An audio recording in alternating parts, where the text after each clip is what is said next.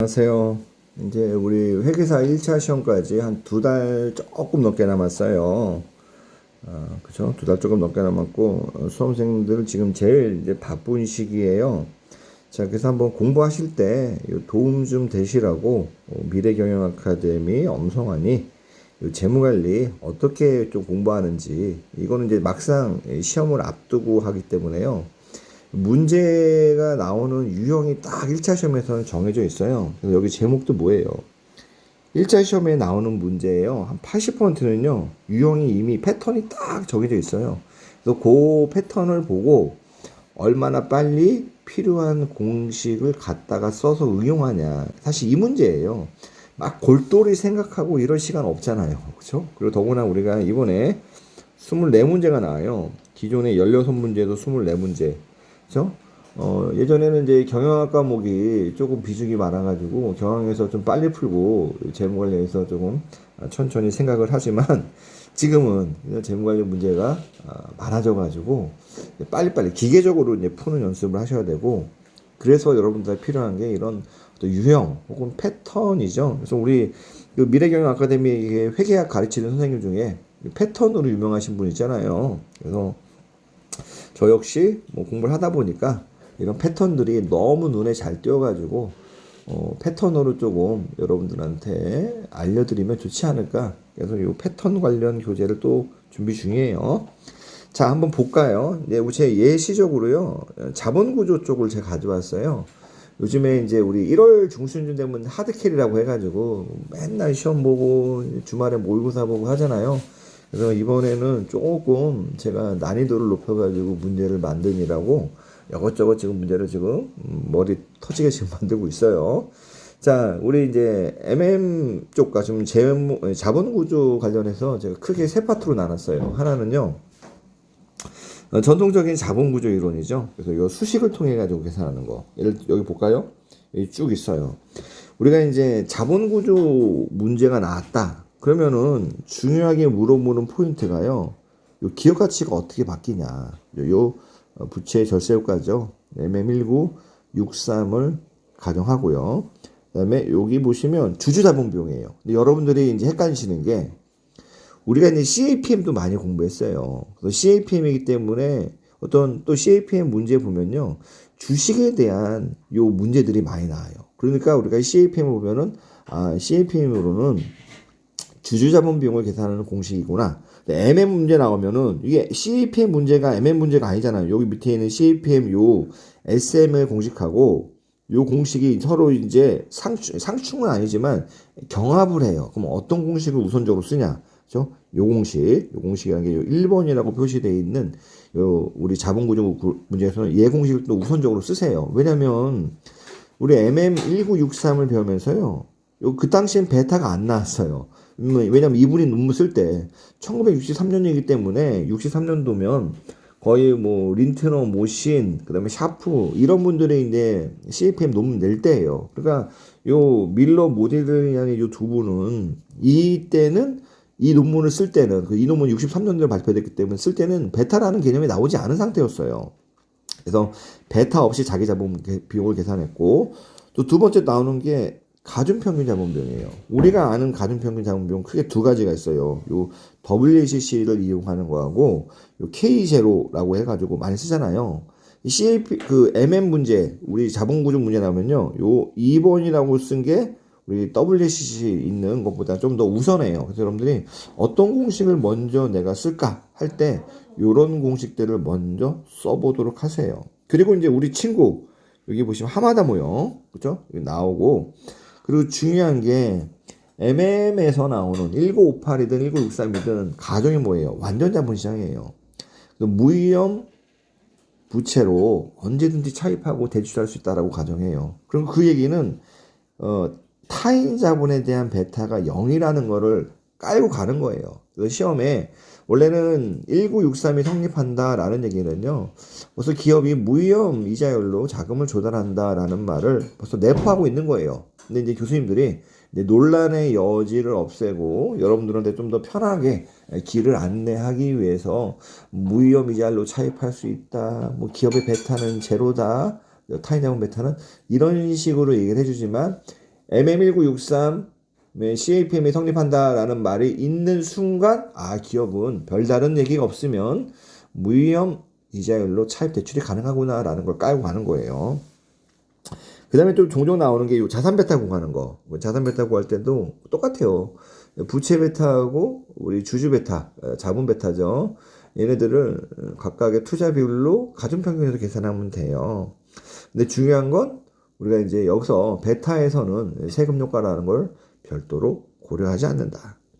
그리고 또 어떤 거냐면 요 밑에 있는 요 세 가지 공식이 있어요. 요 공식들은 뭐냐면 이제 어떤 수익률 자료가 아니라 절대 금액 자료가 나오잖아요. 뭐 기대 영업이익이 얼마니, 기업 가치가 얼마니, 뭐 이자 타인 자본이 얼마니. 그래서 이렇게 회계 수치들이 좀 주어졌을 때 그걸 가지고 역으로 자기 자본 비용하고 우리가 말하는 가중평균 자본 비용, 그다음에 부채를 쓰지 않았을 때 자본 비용을 계산할 수 있다라는 겁니다.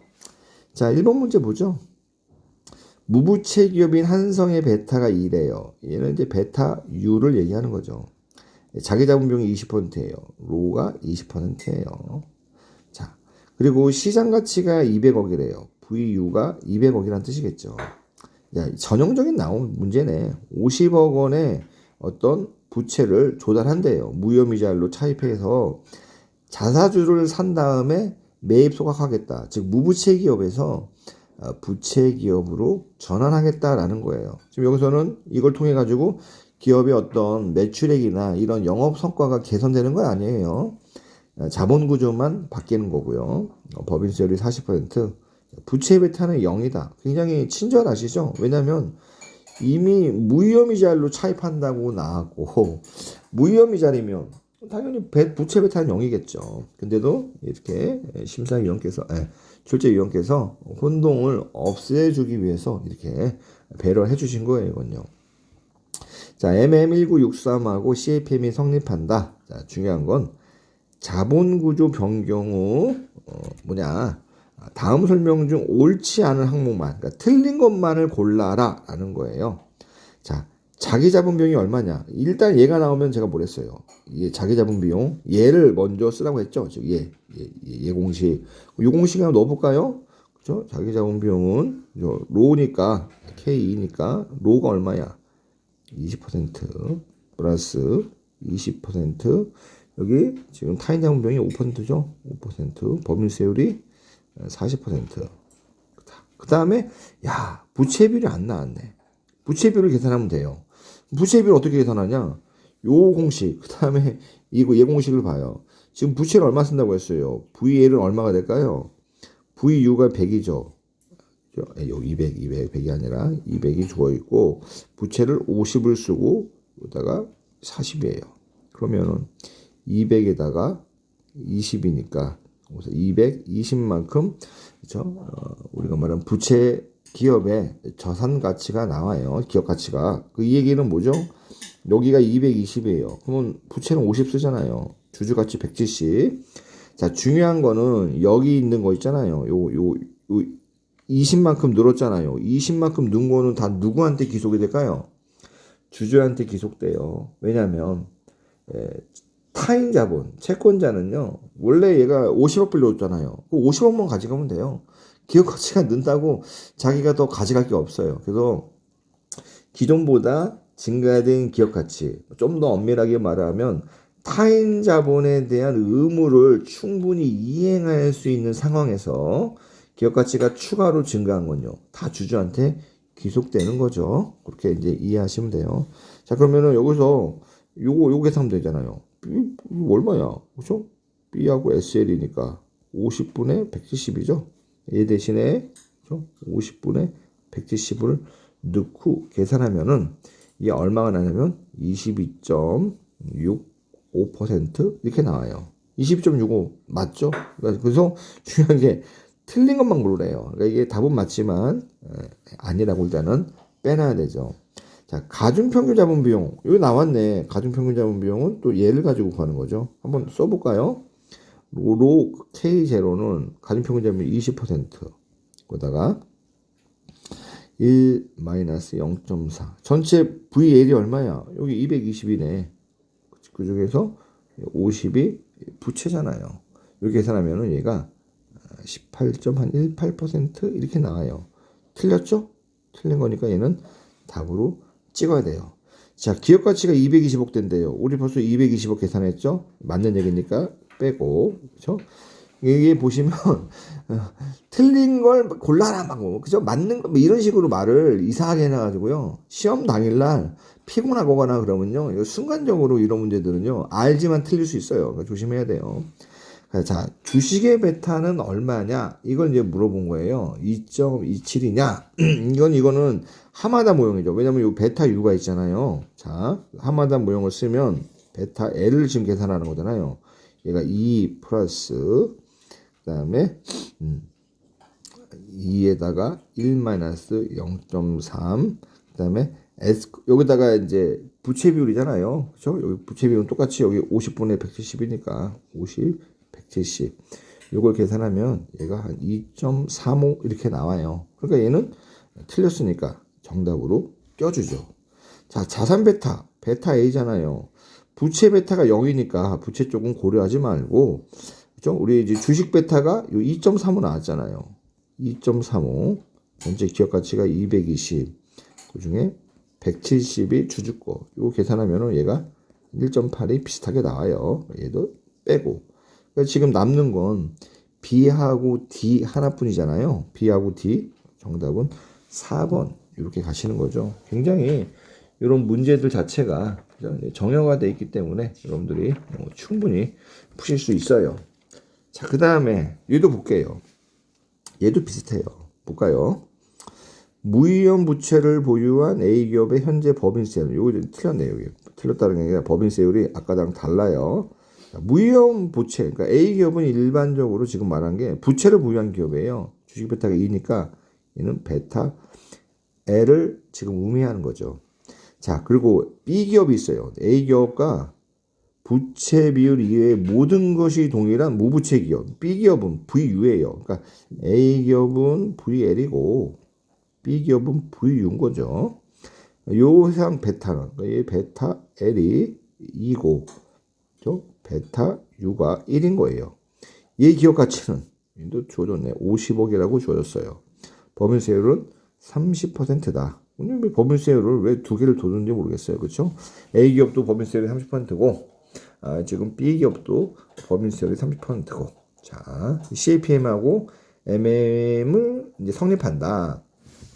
자, 물어보는 게 A기업 이자 비용의 절세 효과의 현재 가치. 이게 뭐냐? 엄밀히 따지면 이거 말을 할 때 A기업 이자 비용 절세 효과의 현재 가치의 합 이렇게 말을 하는 게 좀 더 맞지만 우리 이렇게 문제 나와도 우리 대충 이해하잖아요. 그럼 그냥 푸는 거예요. 문제가 이상한데 이거 잡고 있으면 종쳐요, 종쳐. 자, 그러면 지금 A기업하고 B기업은 모든 게 동일해요. 두 개 지금 물어보는 건 뭐예요?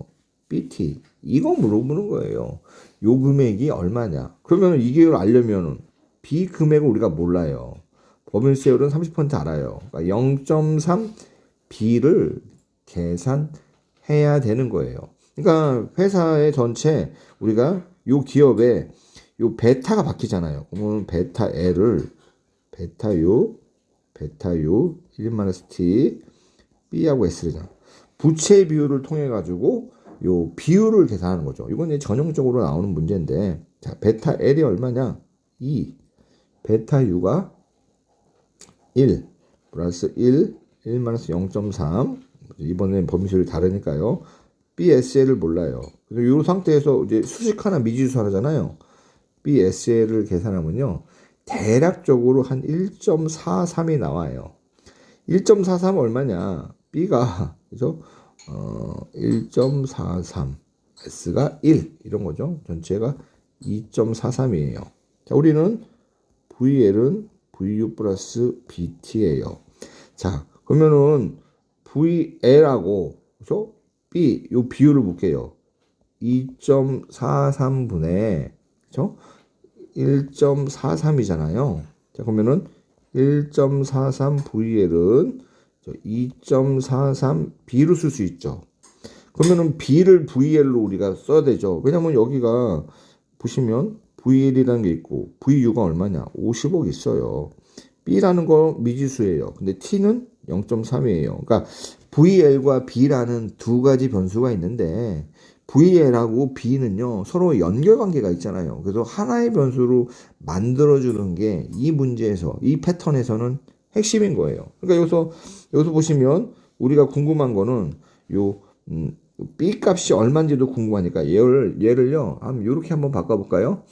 B 값으로 B는 자 B를 하려면 이 상태에서 B는 1.43이냐?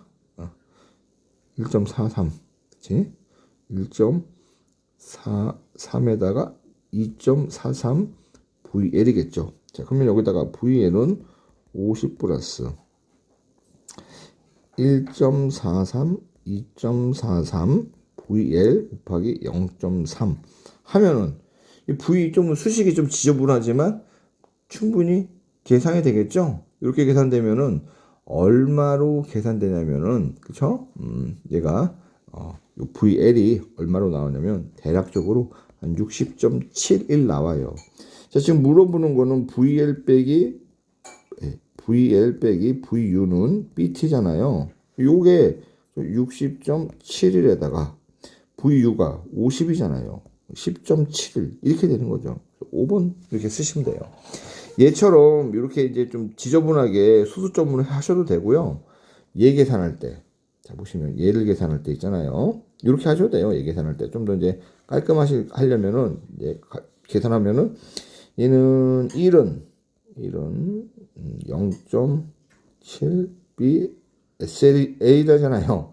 그렇죠? 그러니까 B는 SL은 얘가 7분의 10 이렇게 되잖아요. 그럼 요 비율이 10이고 7이고 17이고 요 비율로 계산하셔도 값은 거의 같이 나와요. 뭐 단수 차이 정도 뿐이니까요. 얘도 우리가 전형적으로 요 하마다 모형이랑 VL 쓰는 거, 그다음에 중간에 약간 수학적인 트릭을 우리가 좀 발현해가지고 변수 두 개를 하나로 매개 변수를 통해서 만든 거, 이렇게 되는 거죠. 20년도 것도 보죠. 얘도 뭐 전형적으로 나오는 형태의 문제예요. 자, 볼까요? D기업의 자본구조. 벌써 D기업은요, 부채를 쓰고 있는 기업이에요. 그래서 내 문제는 이 사람들이 부채를 더 조달한대요. 그래서 부채 비율을 더 올린다는 거예요. 지금 부채 비율이 8분의 2잖아요. 그러니까 25%네. 4분의 1이니까 25%에서 100%까지 더 올리려고 한대요. 무위험 수익률 3%, D기업의 보통주 베타가 2.3. 그러니까 2.3이라는 거는 이게 베타 L이긴 한데 언제 베타예요? 부채 비율이 그렇죠? 25%의 베타가 2.3이라는 거죠. 그래서 법인세율이 40%다. 부채를 지금 물어보는 거는 자, 그러면은 이런 식으로 자본 재구성을 한 다음에 그 베타는 얼마가 되냐? 그러면은 지금 물어보는 거는 베타 L을 물어보는 거죠. 자, 일단은 이렇게 보죠. 우리가 베타 U를 알아야 되는데 지금 이 문제에서는 베타 U가 안 나왔어. 그러면 계산하면 되죠. 자, 그러면 여기서 여러분들이 고민하잖아요. 요 하마다 모형을 보면서 베타 D는 0이냐 아니냐. 자, MM1963이라는 게 성립한다는 얘기는 써있네 여기. 부채 비용은 무위험 수익률과 동일하다. 그러니까 부채 자체가 무위험 베타고 부채 베타는 0이다라는 거를 지금 제시하고 있는 거예요. 그러니까 이거 고민할 필요 없이 부채 베타 0이니까 이렇게 쓰면 되겠죠. 자, 그러면은 지금 현재 주어져 있는 여기가 2.3이라는 게 부채 비율이 25%에서 2.3이잖아요. 그 다음에 베타 우리가 구하려는 건 베타 U예요. 베타 U. 그 다음에 현재 법인세율이 몇 퍼센트냐? 법인세율이 눈이 안 보이네. 40%. 1-0.4. B분의 S. 이게 1분의 4죠. 그럼 여기서 식 하나, 미지수 하나죠. 베타 U를 계산할 수 있겠죠. 베타 U를 계산하면 얘가 얼마가 나오냐면 그쵸? 이게 얼마나 2가 나와요. 2가. 베타 U가. 자, 그리고 그럼 다시 조정하는 거죠. 베타의 프라임이라고 본다면 이거는 이제 부채 비율이 100% 됐을 때 부채예요. 그럼 베타 U가 2, 그쵸? 그다음에 2 1-0.4 부채 비율 1. 이렇게 곱하는 거죠. 그럼 이게 얼마냐면 3.2, 4번. 하마다 구형으로 거의 해결되는 그런 단순한 문제였어요. 자, 그 다음에 또 뭐냐면, 이제 우리가 자본구조 쪽은요, 계산 문제만 주구장창이 아니라, 문제가 제 생각에는, 보통은 이제 우리 16문제 기준으로 할 때요, 자본구조 문제가 한 2문제 나왔어요. 많으면 3문제. 그러니까 이제 24문제로 이제 바뀌면서, 24문제로 바뀌면서요, 제가 생각해 자본구조 문제는 이제 한 4문제 정도까지 늘 수 있을 것 같아요. 4문제 넣으면, 뭐 한 2문제 정도는 계산 문제. 2문제는 말 문제, 3문제 계산 문제, 하나는 말 문제. 이런 식으로 자본구조 문제는 이 말 문제도 꽤 나오는 그런 문제들인 거죠. 자, 볼까요? 이거 보시면 여기 여기 보자. 순이익접근법, 순영업이익접근법, 전통적 접근법. 이 전체를 뭐라 불러요? MM 이전이에요. 얘네들은 진짜 잘 안 나오는 편이에요. 2000년 1차 시험이 공개된 이후로요, 얘네들이 한 문제인가 2문제 나왔어요. 그것도 한 문제는 문제 하나로 나오고, 나머지 하나는 이제 보기 중에 하나로 나왔어요. 그 정도로. 근데, 보셔도 괜찮아요.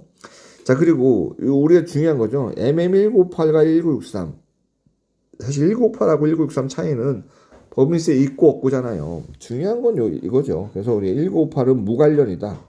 VL은 VU, 얘는 VL은 VU 플러스 BT. 남의 돈을 쓰면 쓸수록 기업 가치가 증가하니까 1963에서는 그렇죠. 밀러 1977, 이 밀러 1977이 2차에서도 여러 번 나왔는데요. 이제 앞으로는 제가 봤을 때 뭐 2차에서 나온 게 막 그렇게 어렵지 않아 가지고 뭐 이건 시간 문제긴 하지만 1차화 될 가능성이 높아요. 밀러 1977 생각하면 이거 생각하시면 돼요. 그렇죠? 보시면 우리가 R0 1-T 이렇게 돼 있잖아요.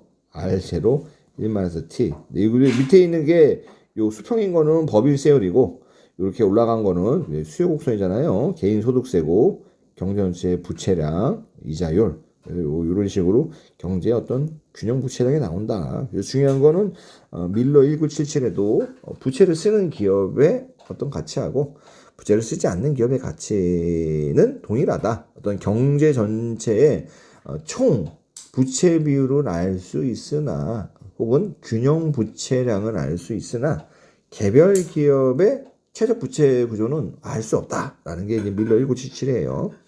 그래서 이건 이제 반박하게 나왔죠. 디안젤로 마술리스 1980. 여기서는 이제 나오는 게, 아니야, 만약에 개별 기업별로 뭐 비부채성 효과들 있잖아요. 우리가 뭐 세금 이제 투자하면 뭐 세액 공제 시켜주고, 그다음에 사회적 약자를 이제 고용하면 거기에 대해서 또 뭐 세금을 좀 감면해 주는 것들이 꽤 있거든요.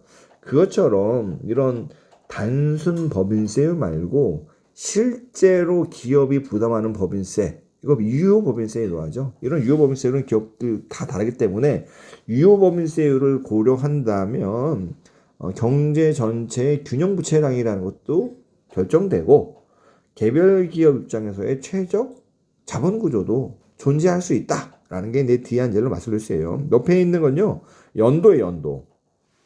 상충이론은 우리가 이제 파산 비용 이론이라고도 하죠. 얘도 이제 원래 이제 이름을 잘 안 배워요. 우리가 배울 때는 이제 73년도에 나온 논문이에요. 크라우스, 린츠버그, 그죠? 이 사람도 유명한 사람들이죠. 다 한가닥 하시는 분들이에요. 이런 사람들이 나와서 이제 부채 쓰면은 법인세 절세 효과가 있어서 좋지만, 문제는 뭐냐? 기대 파산 비용이 증가할 수 있다. 이거 감안해서 최적 부채 비용을 이제 만든다. 근데 이 상충이론에 좀 맹점이 하나 있어요. 왜냐면 이런 회사들 있잖아요. 기업이 이익이 많이 나는 회사, 그리고 이익의 변동성이 낮은 회사, 꾸준히 돈 버는 회사 있잖아요. 그래서 투자할 거는 별로 없고, 그럼 이런 기업일수록 부채에 대한 캐패시티, 부채를 사용할 수 있는 여력이 크단 말이에요.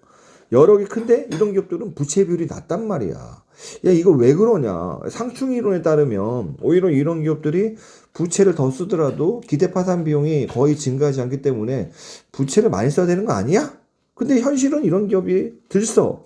그래서 나온 게 저 뒤지만 자본조달 순위론이죠. 요 뒤에 우리 이름 마이어스하고 말리루프. 저는 이제 마줄루프라고 읽었어요. 84년도에 그걸 나온 거죠. 그러니까 상충 이론 이후에 그래서 마이어스하고 마줄루프 이렇게 이제 많이 써요. 그다음에 대리 비용 우리 젠센 알파 있잖아요. 우리 CAPM에서 그때 그 젠센이에요. 젠센하고 맥클레인 그죠? 맥클레인 1970년도에 대리 비용 그러니까 주주가 대리 비용은 항상 이거예요. 가운데 누가 있냐? 주주가 있는 거예요. 주주하고 경영진. 우리가 이때 요 경영진을 어떻게 가정하냐? 100% 지분을 전혀 지분을 갖지 않은 경영진이고 이 경영진은 정액의 급여만 준다라고 가정해요. 그러니까 둘이 부채 대리비용이 많이 생기고 그다음에 주주하고 채권자죠. 특히나 우리가 많이 나올 때는 얘네 둘이 주로 많이 나오긴 해요. 얘네들은 뭐냐?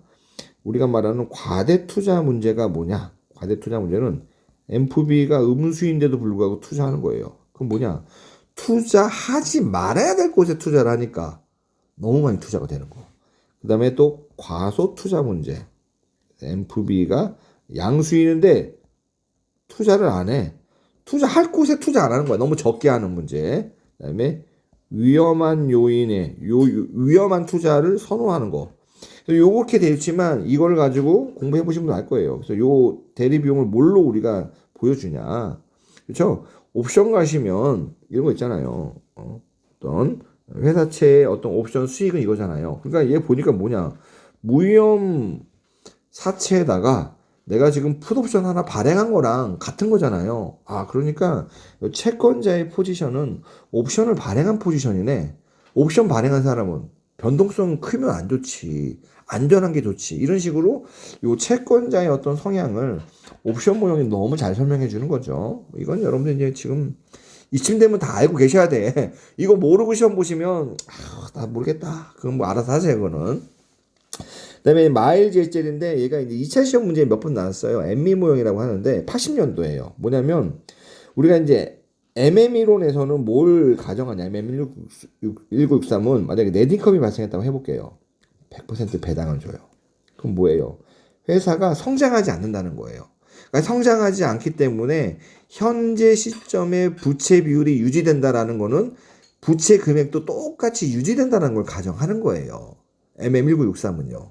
마일즈젤은 뭐냐면 야 현실에서 기업은 100% 배당 안 하잖아. 그죠? 절반만 배당하더라도 배당했으면 그 다음 해가 되면요. 주주 가치가 늘 거 아니에요. 그럼 부채 금액이 가만히 있으면 부채 금액이 줄어들 거 아니에요. 그러니까 야 배당을 100% 하지 않는 상황이라면 주주 가치가 늘면 는 것만큼 부채도 같은 비율로 늘려줘야지 우리가 말하는 그 목표 자본 구조 어떤 일정한 부채 비율을 유지하는 거 아니냐라고 이제 생각한 거죠. 그게 마일즈 엑셀이에요. 근데 이 사람은 뭐냐면 이걸 이산적으로 조정한다는 거예요. 이산적이 뭐냐면요.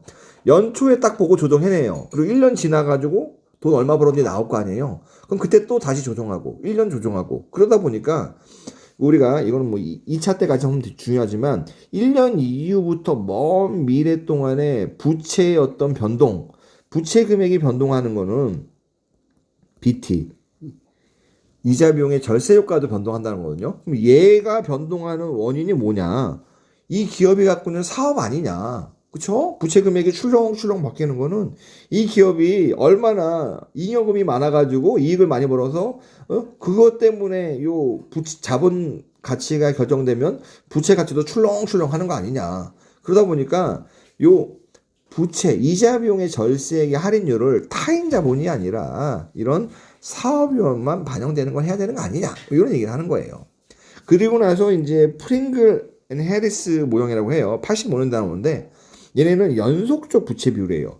야, 그쵸? 이산적이라는 거는 돈이 1년에 한 번만 들어오는 거야, 연말에. 근데 현실은 안 그렇잖아. 현실은 매 시시각각 현금이 유입되잖아요. 그럼 그거에 따라서 그 부채도 시시각각 조절해야 되는 거 아니냐. 그렇다면은 기간 구분 없이 모든 기간 동안에 부채 절세 효과를 우리가 타인 자본, 자기 자본의 어떤 무위험, 사업위험만 이제 반영된 거, 로라고 할게요.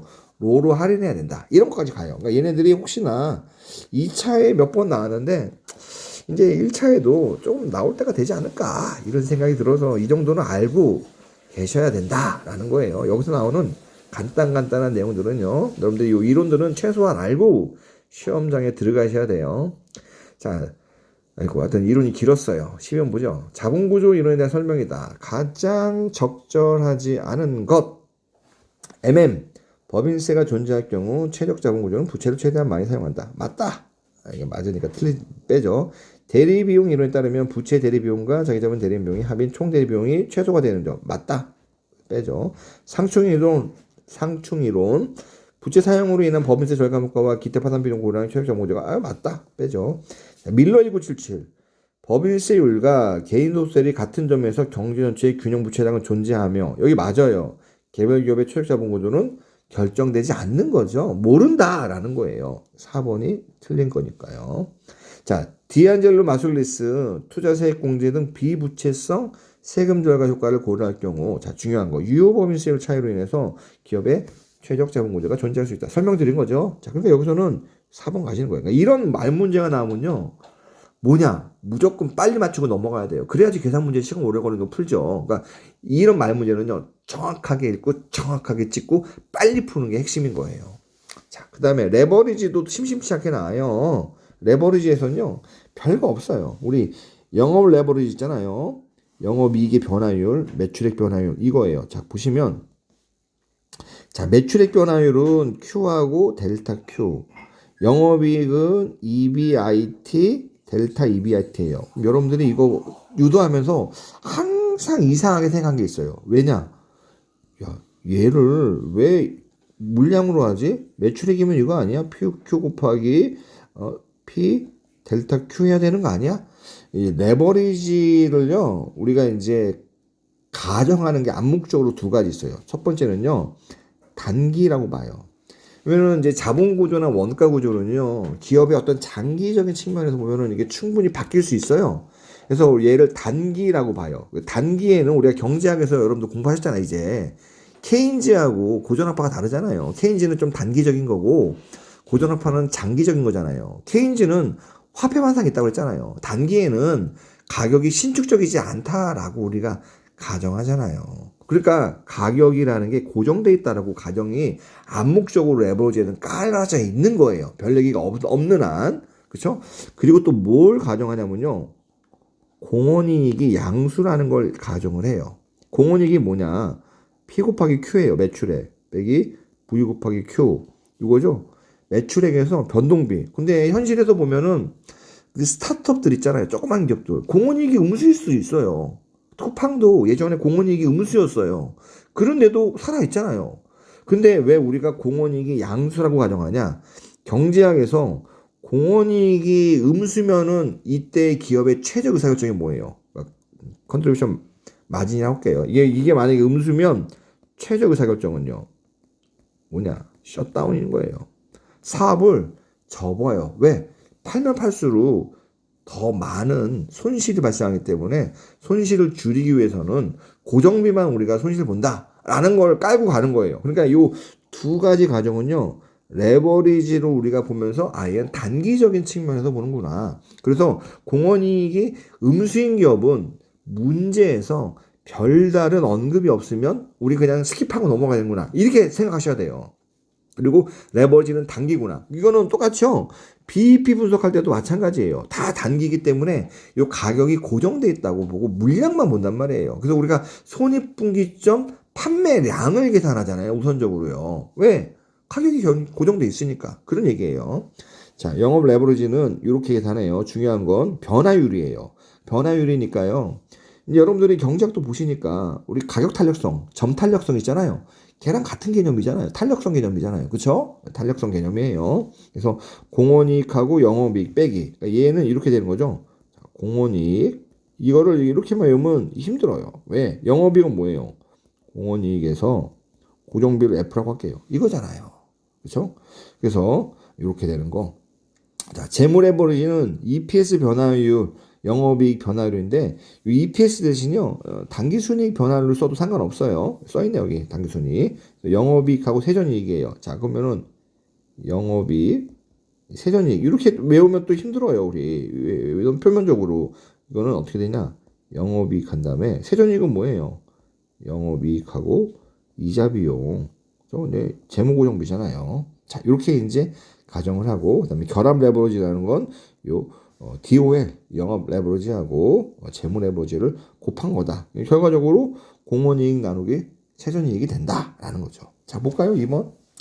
자, 레버리지 분석, 매출액 변화가 영업이익 및 주당에 미치는 영향은 뭐 알았다. 부채를 사용하지 않는 기업. 그럼 뭐예요? DFL이 얼마예요? 1인 거죠. 그죠? 부채를 사용하지 않으면 뭐 이걸 제가 지금 시점에서 증명 안 할게요. 이걸 내가 DFL이 왜 1이지? 이러면요. 이론 다시 공부하셔야 돼요. 자, A기업의 매출액이 200에서 275. 그러니까 얼마큼 늘었어요? 250에서 25만큼 늘었잖아요. 그때 EPS가 100원에서 50원 증가한 거잖아요. 얘는요. 2분의 1이에요. 얘는 10분의 1. 맞나? 그쵸? 그러면 얘는 2분의 15. 영업 레버리지는 얼마냐? 요 5라는 게 뭐예요, 결과적으로? 지금 제가 계산한 게 DCL 계산했어요. 자, DCL은 DOL 곱하기 DFL이에요. 얘가 5래매. DFL은 1이래매. 그럼 DOL이 곧 DCL이죠. 그러니까 여기 4번 이렇게 가시는 거예요. 자, 재무관리 진짜 말씀드리니까 엄성한만 믿고 따라오셔. 합격까지 제가 있는 거 입에 씹어가지고 더럽지만 다 넣어드릴게. 넣어드릴게. 한번 저한테도 기회를 주셔봐요. 그래서 올해 시험 보시고 잘 안 되신 분들, 처음 시작하시려는 분들 그냥 엄성한테 와봐요. 제가 씹어가지고 넣어드릴게 그냥. 진짜 저 믿고 한번 따라와 보세요. 네.